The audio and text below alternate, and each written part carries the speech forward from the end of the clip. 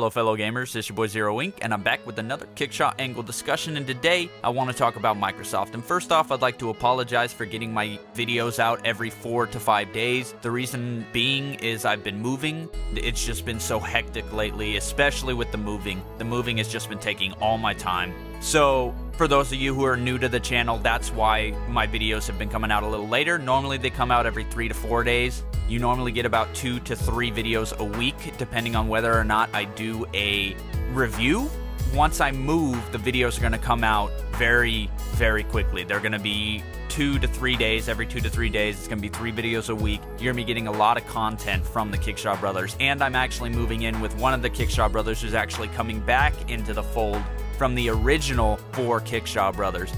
Actually, there's going to be several different types of content from all 4 members coming up, which is actually very interesting and very, very cool. So look forward to that.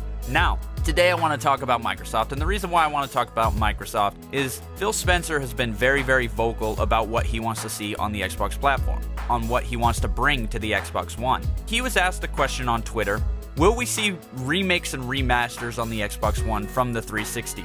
He said, there are plenty of games I would like to see go from the 360 to the Xbox One, but right now we are focused on first-party titles, we are focused on first-party development, we are focused on new IPs. This is a fantastic response. If he's really focused on new IPs, that's what makes a console sell. That's what makes a console impressive. The first-party lineup, along with all the third-party, along with all the support they get. Because there's a lot of platforms out there. There's a lot of platforms to choose from, and you need something to differentiate yourself from the other platforms. So I think this is a fantastic move by Phil Spencer. He's basically saying, look, I want to see remasters and remakes, but I'm not going to do it at the expense of first-party IPs. That is fantastic. Phil Spencer is just starting to bring that mentality to the Xbox, which, like I said, is a fantastic thing, because if he can start bringing those new IPs and bringing those first-party titles to the Xbox,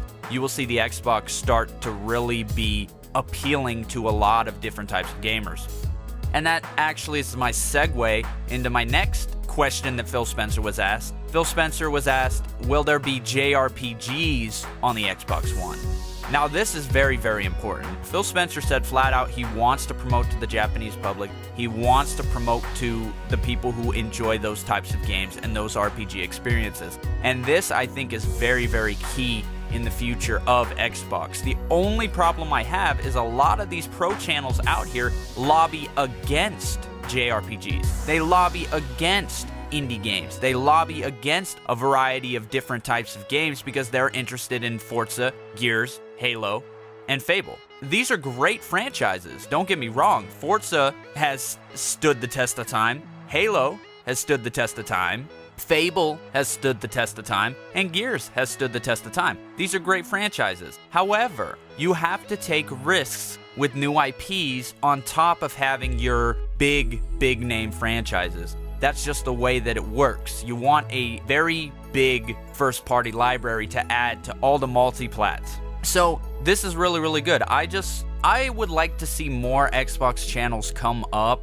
that are more interested in a variety of games, that are more interested in JRPGs, that are more interested in all the different types of games that Phil Spencer wants to bring to the Xbox platform. Everyone keeps asking, what is Persona? What is Disgaea? What is Dragon Quest? These were all titles that made the PlayStation 2 what it is, and it became the best-selling console ever. These were titles that helped that fact. JRPGs are important. They've always been important. They've always been loved. They've always been liked, even over here in the US.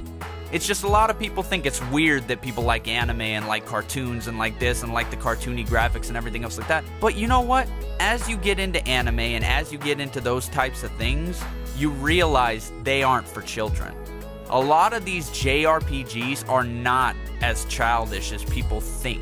A lot of the underlying themes, they're adult themes. They're adult problems. They're adult things that adults have to deal with. And I think this is the misinterpretation of JRPGs. JRPGs are very, very adult-oriented. Very adult-oriented. If you can get past the art style, because the art style is a little bit less realistic, would be the best way to put it. But the art style is not everything about a JRPG. So I'm happy that Phil Spencer has the know-how to say, look, I want JRPGs. He told the fans to keep asking for them so that he has a demand for it, so that he can go to the higher ups and go, look, we need money for JRPGs. We need this, we need that. Look, there's a huge demand for JRPGs. That's why he said keep asking for it. He didn't say keep asking for it because he doesn't want it on the platform. He said keep asking for JRPGs because I want a backing so I can go to the higher ups, so I can go to the board meetings and go, look, we need these types of titles on the platform. And I think this is where Phil Spencer excels. He's very, very good with the business side of things. He's very, very good with being in touch with gamers as well. So I think Phil Spencer was the best thing Xbox could have done for themselves this particular generation, because Phil Spencer knows games. He knows what he wants on the platform. He knows what's going to come to Xbox and what would be good on Xbox for gamers.